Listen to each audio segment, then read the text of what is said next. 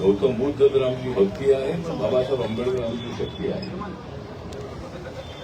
त्यामुळं आमची त्यामध्ये शक्ती आहे. बाबासाहेब आंबेडकर जर नसते तर कदाचित प्रभाकर कांबळे एवढा मोठा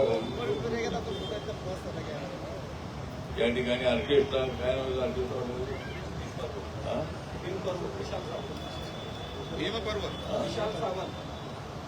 विशाल सावंतच्या ऑर्केस्ट्राचं नाव आहे भीम पर्व. म्हणूनच आहे आमचा त्यांना गर्व. इथं जमलेले आहेत सर्व,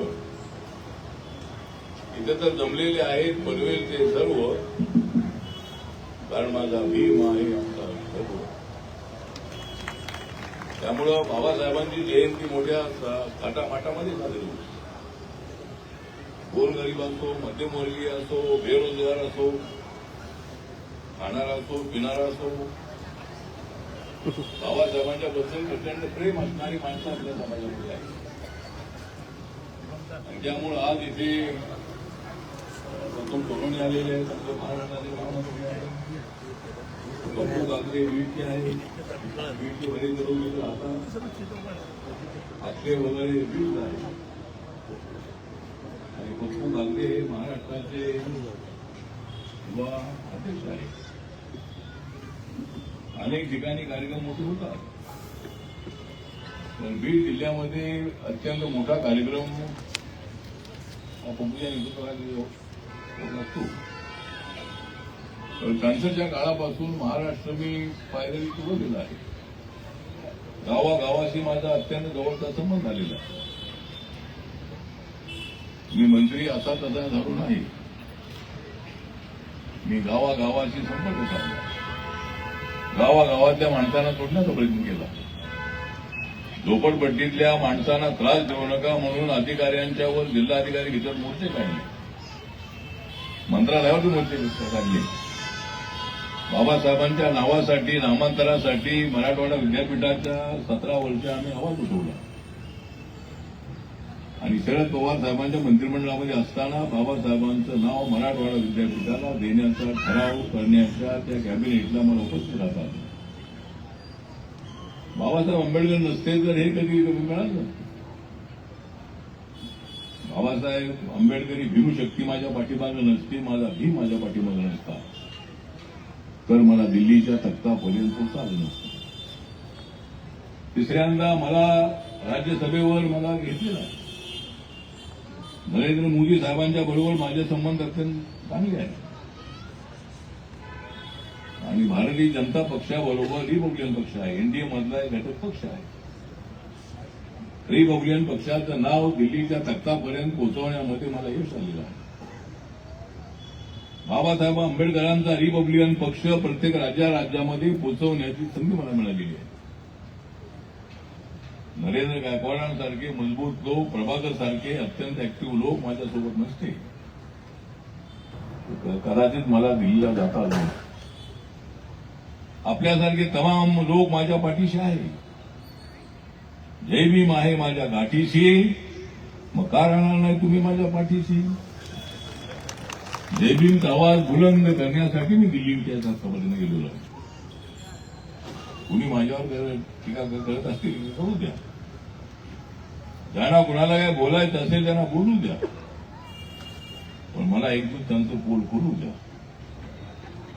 मी कुणाच्या विरोधामध्ये बोलत नाही. मला कुणाचं पोल खोलण्याची आवश्यकता अजिबात नाही. पण मी तुम्हाला सांगतो की बाबासाहेब आंबेडकरांचं संविधान कुणीच बदलू शकत नाही. जो कोणी बाबासाहेब आंबेडकरांचं संविधान बदलेल, जो कोणी बाबासाहेबांच्या संविधानातलं पान फाडेल, त्याला टराटरा फाडून टाकल्याशिवाय आम्ही अजिबात राहणार नाही. त्यामुळे बाबासाहेबांनी दिलेलं संविधान एवढं मोठं संविधान आहे, ताकदवार संविधान आहे, ते कोणालाच बदलता येणार नाही.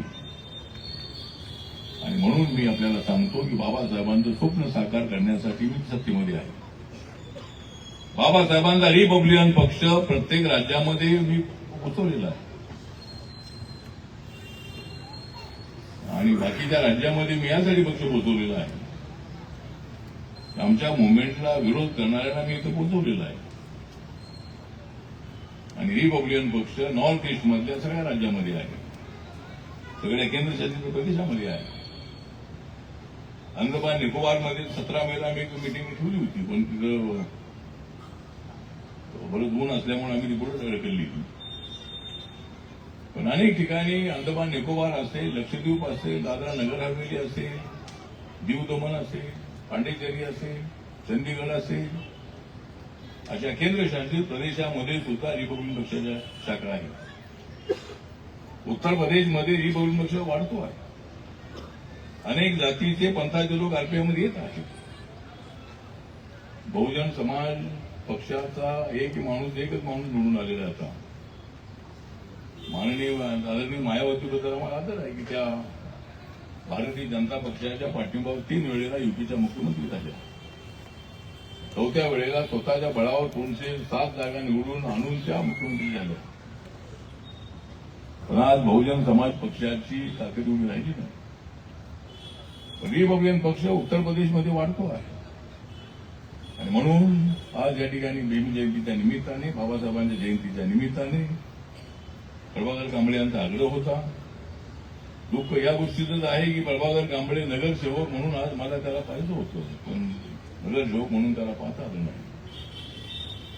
आणि अत्यंत ऍक्टिव्ह असणार अशा पद्धतीचा कार्यकर्ता आहे. अनेक प्रश्नांची जाणीव असणारा तो आहे आणि त्याला आम्हाला निवडून आणता आलं नाही. पुढच्या वेळेला मात्र नक्की त्याला आम्ही इथे निवडून आणू